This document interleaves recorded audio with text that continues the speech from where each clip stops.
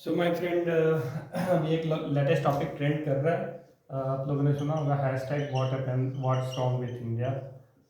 What's wrong with India, ठीक है। तो इसके बारे में आज हम लोग देखेंगे माय फ्रेंड, ठीक है, क्यों ये टॉपिक ट्रेंड कर रही है, ठीक है। What's wrong with India.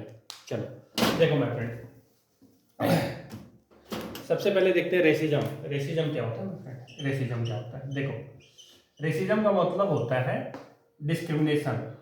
Racism racism racism का मतलब ये समझो, जैसे मान लो, जैसे देखो इंडिया है, तो इंडिया में बहुत सारे लोग रह रहे हैं, अलग अलग रिलीजन के लोग रह रहे हैं, ठीक है।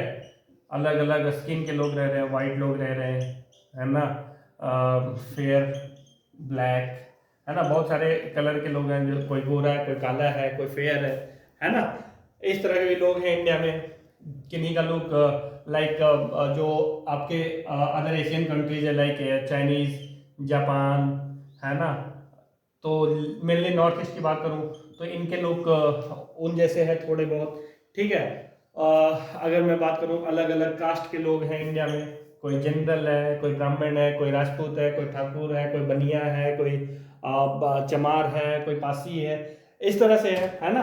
तो मैं ये कहना चाह रहा हूँ माय फ्रेंड कि there is still unity in diversity in our country. Unity in diversity कहने का मतलब ये है माय फ्रेंड कि इतनी ज्यादा डाइवर्सिटी होने के बाद में हिंदू रह रहे हैं, मुस्लिम रह रहे हैं, क्रिश्चियन रह रहे हैं, जैनिज्म रह रहे हैं, पारसीज रह रहे हैं, है ना, सिख रह रहे हैं, तो अलग अलग रिलीजन के लोग रह रहे हैं, अलग अलग कलर के लोग रह रहे हैं, अलग अलग लुक्स के लोग रह रहे हैं, जाति में बटा हुआ है, लेकिन फिर भी हमारा संविधान, जो हमारा कॉन्स्टिट्यूशन है, वो डिस्क्रिमिनेशन नाम की चीज को जगह नहीं देता है माय फ्रेंड। मतलब कहने का ये है कि discrimination does not prevail in the constitution of our country.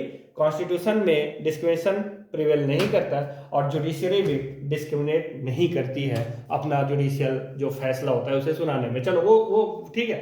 तो ये रेसिज्म का मतलब आपकी समझ में आ गया माय फ्रेंड।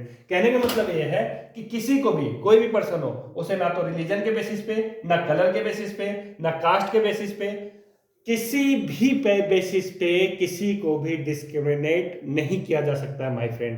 कहने का मतलब ये कि जैसे मान लो कि किसी दो गुट के बीच में लड़ाई हो गई, एक एक गुट जो था वो हिंदू का था, दूसरा गुट जो था वो मुस्लिम का था, मान लो, और लड़ाई हुई, गलती निकली, किसी की भी निकली, मैं हिंदू मुस्लिम की बात नहीं कर रहा हूं, किसी की भी गलती हो, मान लो सुप्रीम कोर्ट मामला या लोकल कोर्ट, जो भी डिस्ट्रिक्ट कोर्ट है या हाई कोर्ट है या सुप्रीम कोर्ट है, किसी भी कोर्ट में वो अगर फैसला, वो जो केस है वो पहुंच गया, तो जो जजेस होते हैं, रिस्पेक्टेड जजेस होते हैं, वो जो अपना फैसला सुनाते हैं, वो किसी पक्ष की हक में फैसला सिर्फ वो देखते हैं कि गलती किसकी है, एविडेंस के बेसिस पे वो फैसला सुनाते हैं, ना कि अरे वो तो हिंदू है, मैं भी हिंदू हूं, तो हिंदू के पक्ष में फैसला सुनाऊंगा। ऐसा नहीं होता है। मतलब डिस्क्रिमिनेशन नहीं है, discrimination is not prevailing in our country, ठीक है माय फ्रेंड।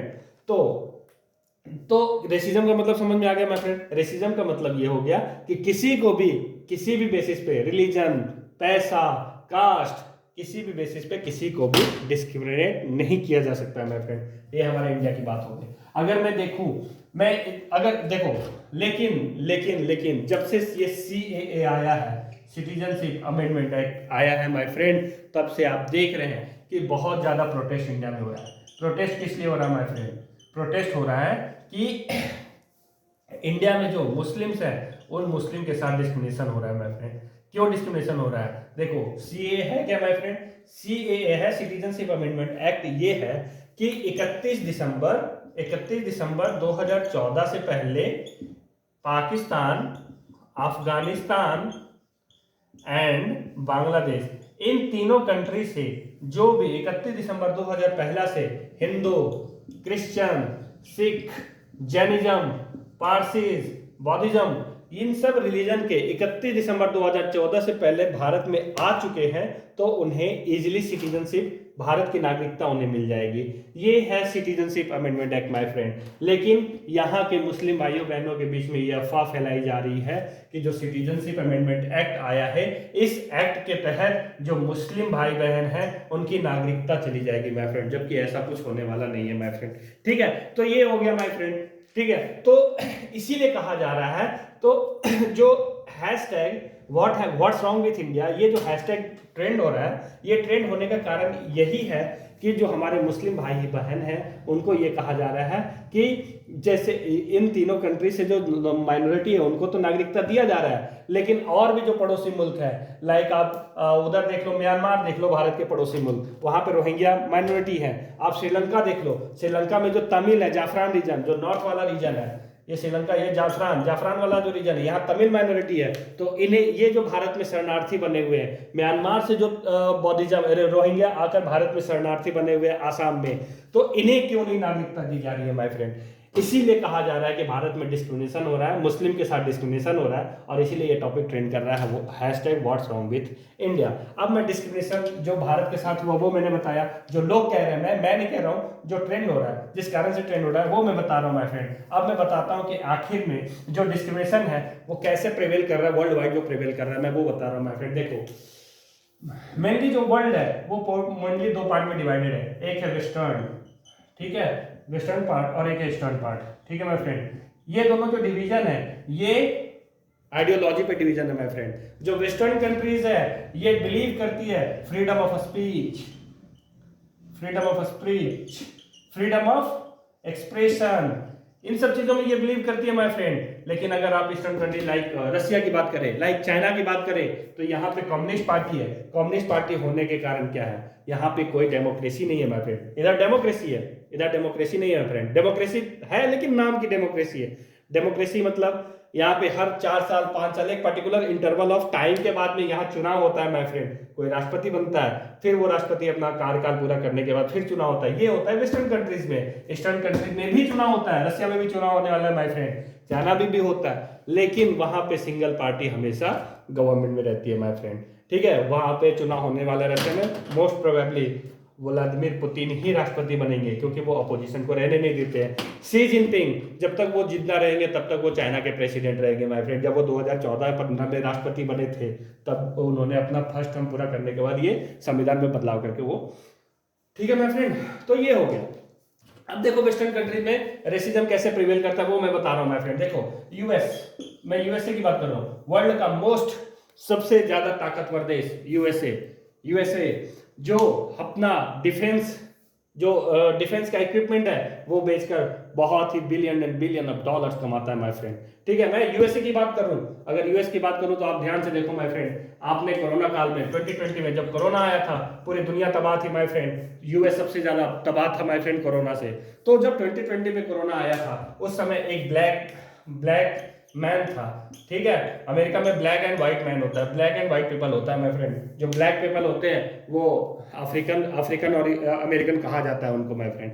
तो देखो जो ब्लैक मैन था वो कहीं स्ट्रीट पे खड़ा था, I am not remembering right now the name of that person, that guy.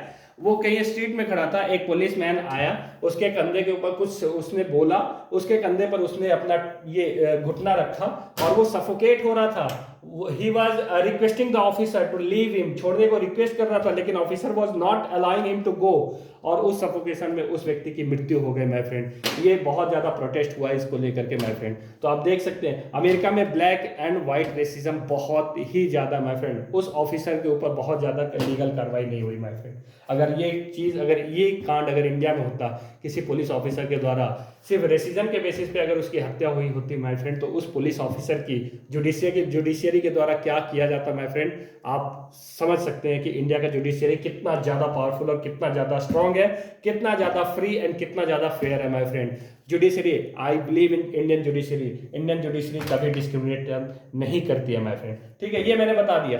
अब और देखते हैं माय फ्रेंड, अभी आपने एक न्यूज सुना होगा ताइवान के बारे में सुना होगा। जो ताइवान के ट्रेड मिनिस्टर हैं, I am not right now remembering her name, तो जो ताइवान की ट्रेड मिनिस्टर थी, वो ट्रेड मिनिस्टर ने एक स्टेटमेंट दिया, जैसे ही उन्होंने सुना कि भारत से बहुत ज्यादा लोग ताइवान में जाएंगे, वहां की इंडस्ट्री में जॉब करने के लिए जाएंगे, तो ताइवान की ट्रेड मिनिस्टर जो थी वो बोलने लगी कि जो लोग आएंगे भारत से वैसे लोग को हम अलाउ करेंगे जो व्हाइट होंगे, जिनका लुक ताइवानी जैसा होगा। कहने का मतलब ये मैं, आप देख सकते हैं जो हमारे नॉर्थ ईस्ट के भाई बहन है ना, उनका लुक मिलता है, थोड़ा बहुत मिलता है। तो आप देख सकते हैं कि भारत के लोगों का किस तरह से डिस्क्रिमिनेशन ताइवान में किया गया। ये इसके कारण से भारत में बहुत ज्यादा हलचल हुई थी माय फ्रेंड। फिर ताइवानी उस मिनिस्टर ने अपना स्टेटमेंट वापस लिया और इंडिया से सॉरी कहा माय फ्रेंड। ठीक है, एक और एग्जांपल मैं देना चाहूंगा माय फ्रेंड, चाइना का एग्जांपल देना चाहूंगा। जानते हैं सिंजियांग रीजन, चाइना बहुत बड़ा कंट्री है, वेस्टर्न प्रोविंस जो है चाइना का, वहाँ सिंजियांग प्रोविंस है, नाम है। ठीक है, वहां पे जो उइगुर मुस्लिम रहते हैं माय फ्रेंड, अक्सर आपने न्यूज में देखा होगा उइगुर मुस्लिम के साथ कितना ज्यादा डिस्क्रिमिनेशन होता है, उन्हें दाढ़ी नहीं रखने दी जाती माय फ्रेंड। ठीक है, उनका जो मॉस्क होता है, मस्जिद होता है, तो मस्जिद के ऊपर जो गुंबज बना होता है वो गुंबज हटा दिया जाता है, तोड़ दिया जाता है। किस लिए? उन्हें कहा जाता है कि ये जो गुंबज है, ये जो गुंबज है माय फ्रेंड, ये गुंबज चाइनीज आर्किटेक्चर के हिसाब से नहीं है, इसीलिए उसे तोड़ दिया जाता है माय फ्रेंड, और तोड़ करके फिर चाइनीज आर्किटेक्चर के हिसाब से उस गुंबज को बनाया जाता है माय फ्रेंड। ये डिस्क्रिमिनेशन नहीं है तो क्या है माय फ्रेंड, अब मैं बताना चाहूंगा और एग्जांपल देता हूं माय फ्रेंड। सी